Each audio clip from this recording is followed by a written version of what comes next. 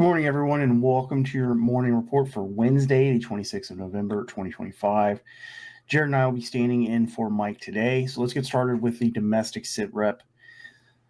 So first, from those Democratic lawmakers who published that illegal orders video last week, Senator Alyssa Slotkin, the Michigan Democrat, said that the FBI requested an interview with those Democratic lawmakers who published that video yesterday.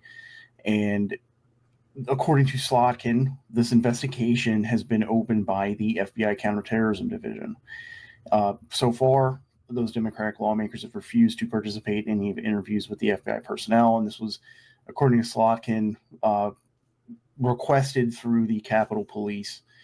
Moving over to the domestic side, Utah Republicans said they are planning to appeal a state court decision imposing a new congressional map that created a likely Democrat House seat ahead of the 2026 election. They said they're also going to hold a special legislative session on the 9th of December to propose a state constitutional amendment that would clarify Utah lawmakers' power to redistrict these electoral maps.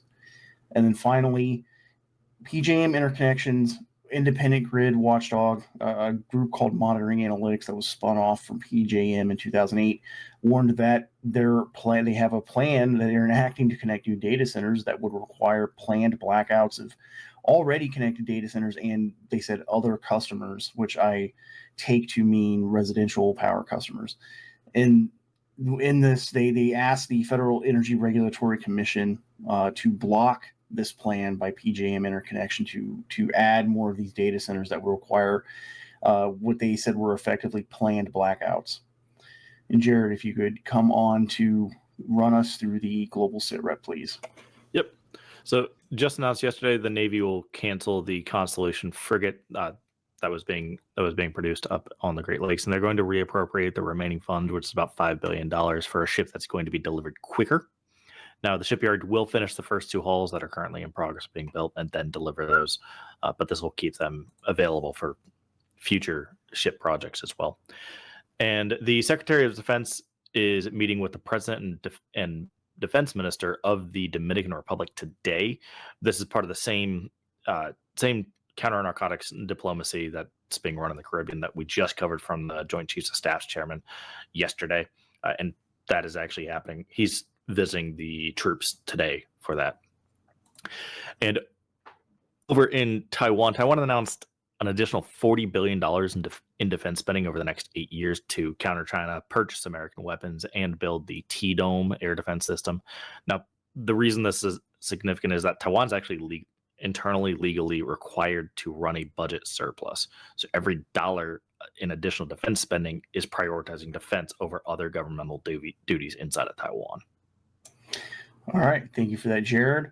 We're tracking 80 protests both today and tomorrow. And as Mike has said, if you live near one of these yellow dots, it's probably a very good idea for your own area study and situational awareness to go out and see what local groups and local political parties are participating in these protests.